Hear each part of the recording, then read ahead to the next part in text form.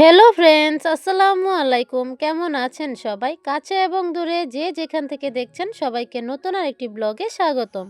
এই যে বাগানে আসছি, বেগুন গাছে বেগুন আইছে। মামি এটি খাওয়ার যোগ্য হয়েছে, তুই লেছেন গা। হাই হাই, এই দিয়ে পোকা খেয়ে লেছে। আসছি মূলত হিসা শাক তোলার জন্যে। হিসা শাক মানে ওই যে এলেন্সা শাক আর কি। আও এই যে এই শাক, এই যে মামি তুলতেছে দেখি। এই যে এগুলার আমরা হিসা শাক বলি, অনেকে হেলেন্সা শাকও বলে।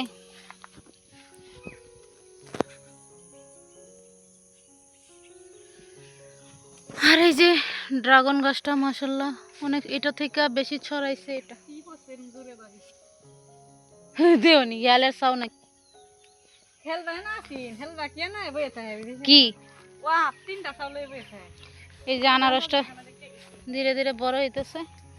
আর মাশাআল্লাহ এই যে আম, এই গাছটার মধ্যে কয়টা আম আছে আর সব ঝরে পড়ে গেছে। আর এগুলো কাকরুল গাছ হইতেছে। কাকরুল শাক কত মজা, একটা কাটার গোতা খাইছি। এই যে মামি হচ্ছে শাক টুকাইতেছে, আমিও টুকাই। এই এই জুক নি ধরে আবার। এই যে এই যে শাক, এই শাক কিন্তু খাইতে অনেক মজা। আপনারা কে কে খান অবশ্যই জানায়েন। এই যে এই শাক আমরাও খাই, হাঁসেরও খাওয়াই। এই যে তুলতেছে, কিছু আমরাও খাবো, আবার হাঁসরেও দিব।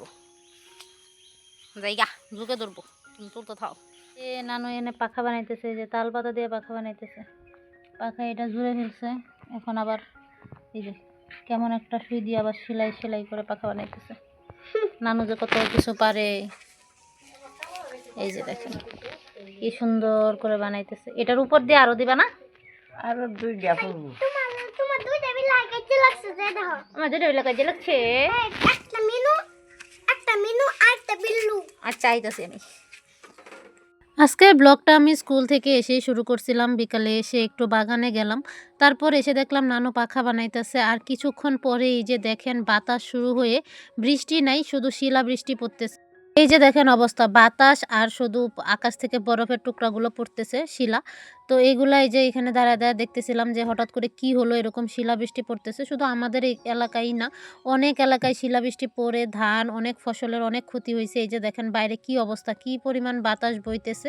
তার সাথে এই যে এখন মাত্র হচ্ছে ছিটা ছিটা বৃষ্টি পড়তেছে, আর শিলা তো পড়তেই আছে। আজকে নিয়ে মোট ৩ দিন হচ্ছে শিলাবৃষ্টি হইল। আর শিলাবৃষ্টিতে হচ্ছে আমাদের ফসলের কিন্তু অনেক ক্ষতি হয়েছে, কারণ ধান ক্ষেতগুলো অলমোস্ট পাকা। আর এই পাকা ধানগুলো কিন্তু এই শিলাবৃষ্টিতে পড়ে যায়। এই যে দেখেন বৃষ্টির সাথেও শিলা পড়তেছে, এখন কিন্তু বৃষ্টি শুরু হয়েছে। আর এই যে দেখেন কি পরিমাণ বৃষ্টি, আর এই বৃষ্টির মধ্যেও এই যে এই শিলাবৃষ্টিগুলো মানে শিলাগুলো পড়তেছে। গাছের আম থেকে শুরু করে ফসলের অনেক ক্ষতি হয়েছে। গাছের আম তো অলমোস্ট সব পড়েই গেছে, আর যেগুলো টিকে আছে সেগুলোতে শিল পড়ে নষ্ট হয়ে গেছে। তাছাড়া গাছের পেঁপে অন্যান্য ফলও নষ্ট হয়েছে, তাছাড়া ধান তো নষ্ট হয়েছেই। যে এখন হচ্ছে বৃষ্টিটা থামছে, তো এখন হচ্ছে আমরা সবাই বের হয়ে পড়ছি।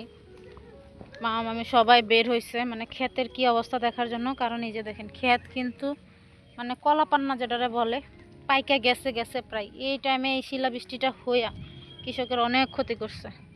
ওই যে নানু নানু আগে বেরিয়ে গেছে, এখন আমরাও বেরোইছি, ক্ষেত পারে যাব, দেখবো ক্ষেতের কি অবস্থা। এই যে কত বড় বড় আম পড়ছে, এই যে আম, অনেক বড় বড় আম পড়ছে। মিন্না এক বর্ত না। এই যে আমার বিল্লু দেখেন আমাদের সাথে চলে আসছে, পিস লাগায় পর বানানো। তো আমি আমগুলো নিয়ে যাই, এগুলো খাইতে পারবো। এই যে দেখেন কত বড় বড় আম। মামি যাইতেছে ক্ষেত দেখার জন্য।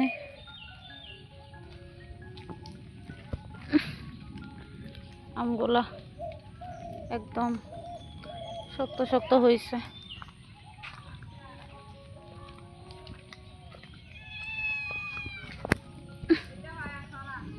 কি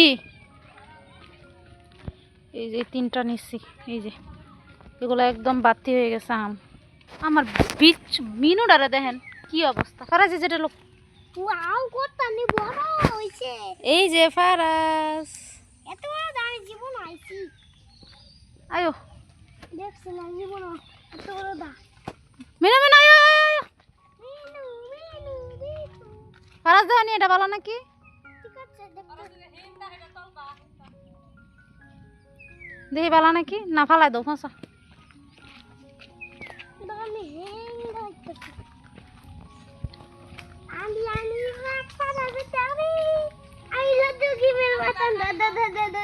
ফারাজ এই যে বড় আমটা লও, হ্যাঁ এই যে বড় আমটা লও। ঠিক আছে আমতাছি। মিনু মিনু ইয়া তো সত্যি। তো এই যে ফারাজ আর আমি আমগুলো নিয়ে এখন চলে যাচ্ছি। এই যে আম কুড়ায় না এখন লবণ মরিচা মাখাইছি, এখন হচ্ছে এগুলা আমরা খাবো। তো আম খাওয়ার সাথে সাথে এই যে বৃষ্টি আবার শুরু হইতেছে। আজকের ব্লগটা আমি এখানেই শেষ করে দিচ্ছি। আল্লাহ হাফেজ।